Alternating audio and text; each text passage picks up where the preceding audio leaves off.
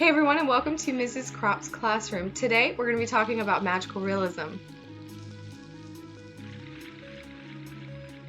So magical realism is a type of genre in the literary world, and it's one of the more complex and confusing genres that we have out there, but it is also one of the most enjoyed and the most liked genres out there. It's actually extremely popular right now, especially in TV and film. So the thing to understand with magical realism is, first, obviously, the textbook definition. Magical realism is a genre in which fantastical elements are woven seamlessly with the realistic elements. Now, of course, we're going to be expecting more realistic elements and fewer magical elements or fantastical elements. And it's important you understand it's fantastic and not magic, because even though we're calling it magical realism, it doesn't mean that it has to actually be magic. It's just fantastical. And I love that word because it really helps you understand what we're looking at here. About 15 to 20 years ago, there was a movie that came out and it was called Big Fish. And it was all about this older person telling stories of his life.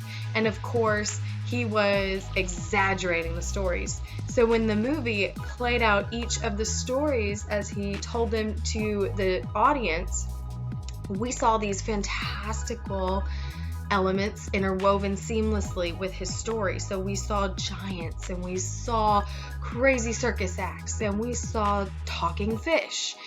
These are going to be things that are considered magical realism. Other options for magical realism: The Curious Case of Benjamin Button, how the baby is born as an old man and then grows up and grows younger throughout his life. The entire process of his life is realistic except for the fact that it's backwards, and that's going to be the fantastical element here. When looking at magical realism, it can be really confusing to figure out what is truly magical realism and what is just simply fantasy or sci-fi.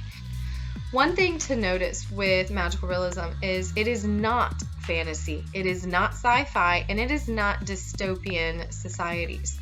It's almost easier to take a story, and if you have anything crazy or fantastic in the story, then go through a checklist and determine what is not magical realism first. And if you don't have to check any of these boxes, then hey, you've got magical realism on your hands. So looking at what magical realism is not. It is not a fantasy, meaning it is not going to be set in an alternate world. It is not going to be set in the fairy realm or in the dungeons of the underworld or anything like that. We are strictly realistic settings. We have to be in our world at our time. We're not going to be back 500 years ago. We're not going to be 600 years in the future, which that brings me to my next thing. Magical realism is not science fiction, meaning no time travel, no bringing people back from the past, no aliens, no star travel. Those things are not going to be magical realism. Now, there are a few exceptions with that one. If you have aliens in a situation where it is completely time oriented, and we are not talking about futuristic aliens, but aliens now, and we're not talking about special technology, but some alien that has no idea what they're doing and they just have all these special powers, then okay, yeah, we can talk about magical realism. And if you haven't figured out what I'm hinting at here, it's Roswell.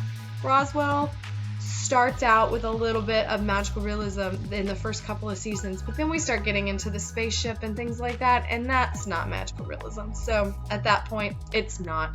But until those things are introduced, you can start to argue about magical realism in the first season. Other things that magical realism is not. It is not a dystopian society. So a lot of times when we're talking about a dystopian time period, we're thinking about something far off in the future, something that would have happened after a nuclear war, and it's been 100 years and finally civilization is coming back together, or it's been after the nuclear war so far in the future that they don't even remember the history that we have right now. Or it is even today, it could be a dystopian society from today due to a zombie outbreak or something like that. But that is, again, not going to be magical realism, because these are all what we would call dystopian stories. Magical realism is complicated, it's complex, but it's also one of the most popular genres.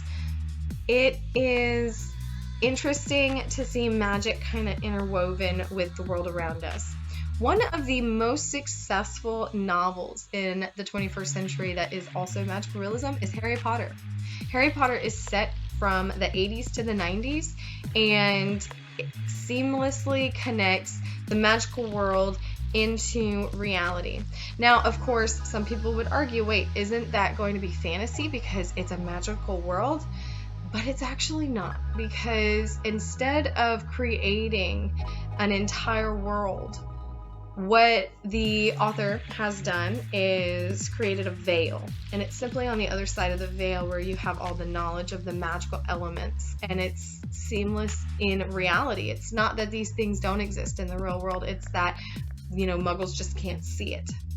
Now, Twilight is not going to be magical realism, even though it is in our setting, and the vampires and werewolves and all of that stuff just kind of connect with the real world. We're not talking magical realism when it comes to vampires, because that is a whole nother genre on its own. So at this point, I'm sure everyone can see there are a lot of things that magical realism is, and there's a lot of things that magical realism is not. Let's go through this again. Magical realism is not fantasy. Magical realism is not science fiction. Magical realism is not dystopian societies, and magical realism is not vampires. So if you look at your story and you take out these 4 elements, if your story is still in the running for being magical realism, it probably is. So next time you're watching a TV show or reading a book, I want you to think about this and decide for yourself if what you're reading is in fact magical realism or not. Hey guys, Jessica Senesac here. Just wanted to say thank you to all of you for watching today's video. Please remember to check the description below for any links and information on upcoming videos and any other cool information we have hidden over there. Please remember to like, share, comment, and subscribe to our channel. We need you so that we can keep making our videos. Thanks again for watching, guys.